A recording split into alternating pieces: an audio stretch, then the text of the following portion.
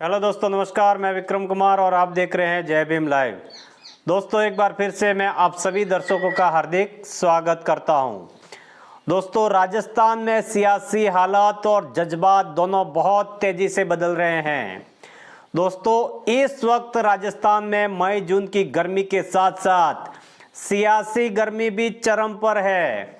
दोस्तों, राजस्थान में लोकसभा चुनाव तो खत्म हो गए, लेकिन दोस्तों भजनलाल की चिंता रत्ती भर भी खत्म नहीं हुई है। दूसरी तरफ दोस्तों, मोदी जी के रिमोट कंट्रोल कहे जाने वाले हमारे मुख्यमंत्री को जिम्मेदारी देकर अब अपनी ही परेशानियां बढ़ा दी है। दोस्तों, मोदी जी ने सोचा था कि ऐसे चेहरे को सीएम बनाया जाए जिसे दिल्ली से कंट्रोल किया जा सके। इसलिए दोस्तों, बगावती तेवर अपनाने वाली वसुंधरा राजे को उन्होंने नजरअंदाज कर दिया। वहीं पर दोस्तों, बाबा बालकनाथ का नाम भी सीएम के लिए आगे आया था, लेकिन उनकी किस्मत नहीं खुली और सीएम के लिए दोस्तों किरोड़ी लाल मीणा का भी नाम आया था। मीणा भी अपने रुतबे से कोई कॉम्प्रोमाइज नहीं कर सकते हैं, इसलिए बीजेपी आला कमान ने भजनलाल को राजस्थान का मुख्यमंत्री बना दिया, क्योंकि वह कुछ कहते नहीं। अगर आप देखेंगे तो भजनलाल सरकार की अब धज्जियां उड़ रही है। लोग बेरोजगारी भर्ती कानून व्यवस्था को लेकर सरकार पर हमलावर होते हैं।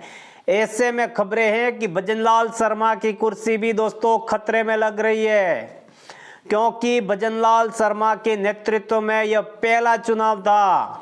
लोकसभा चुनाव के बाद यह कहा जा रहा था कि जब नतीजे 4 जून को आएंगे तो कुर्सी भी पलट सकती है। दोस्तों, अमित शाह भी इन चुनावों को लेकर काफी गंभीर हैं।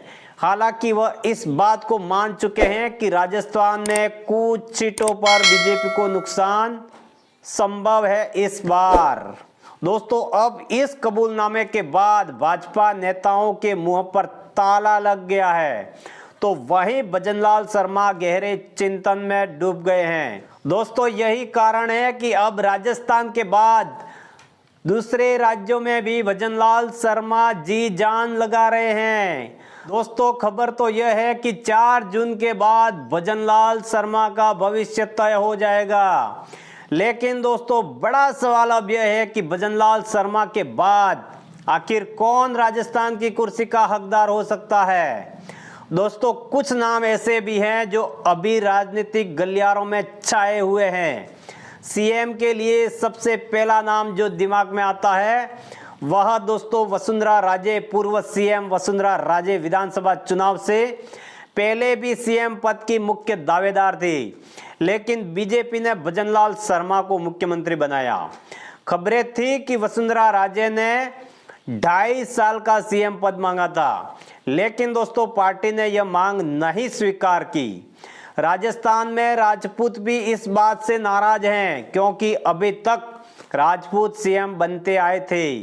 दोस्तों, वसुंधरा राजे के बाद अगर सीएम पद के लिए सबसे ज्यादा कोई नाम चर्चा में रहा तो वह थे तिजारा से सांसद बाबा बालकनाथ, जिनकी छवि को यूपी के योगी आदित्यनाथ के साथ हमेशा से जोड़ा जाता रहा है। दोस्तों, लोगों को ऐसा लग रहा था कि यूपी में जैसे योगी आदित्यनाथ सरकार चला रहे हैं, वैसे ही राजस्थान में बाबा बालकनाथ सरकार चलाएंगे। बाबा बालकनाथ को सीएम बनाया जा सकता था। उस वक्त कहा जा रहा था उनके लिए बीजेपी ने भविष्य में कुछ बड़ा सोच रखा है। खबरें तो यह भी है कि उन्हें दिल्ली दरबार में बुलाया जा सकता है और केंद्रीय मंत्री बनाया जा सकता है। लेकिन वही राजस्थान के हालातों को अगर देखा जाए तो बाबा बालकनाथ के समर्थक चाहते हैं कि वह सीएम बने। दोस्तों, उनके बाद किरोड़ी लाल मीणा भी सीएम पद के लिए हमेशा से माने जा रहे हैं। उनके समर्थक बहुत चाहते हैं कि उनको सीएम बनाया जाए। मीणा का एक गुट उनको सीएम बनाने की पुरजोर मांग करता रहा है। मीणा दौसा लोकसभा सीट हारने पर मंत्री पद से त्याग पत्र देने की घोषणा एक बार नहीं कई बार कर चुके हैं। किरोड़ी समर्थक दौसा से बीजेपी प्रत्याशी कन्हैयालाल ने यह कहकर हलचल मचा दी थी कि सीएम तो किरोड़ी लाल को ही बनाया जाए। तो दोस्तों, यह 3 नाम अभी फिलहाल टॉप पर हैं। दोस्तों, क्या होने वाला है यह तो 4 जून को ही पता चलेगा। दोस्तों भजनलाल के या तो सितारे चमकेंगे या फिर 4 जून को माथा पकड़ने वाला काम होगा। 4 जून को बिल्कुल साफ हो जाएगा। पहले ही भजनलाल शर्मा के योग्यता को लेकर कई बार सवाल उठाए जा रहे हैं कि वह सीएम पद के लिए पूरी तरह से परिपक्व नहीं है। दोस्तों बीजेपी अपने फैसले पर डटी रही फिर भी और भजनलाल शर्मा को ही मुखिया बनाया। विपक्ष के द्वारा उन्हें पर्ची वाला सीएम भी करार दिया गया, लेकिन बीजेपी इस बात को मान चुकी है कि कुछ सीटों पर भाजपा बिछड़ सकती है।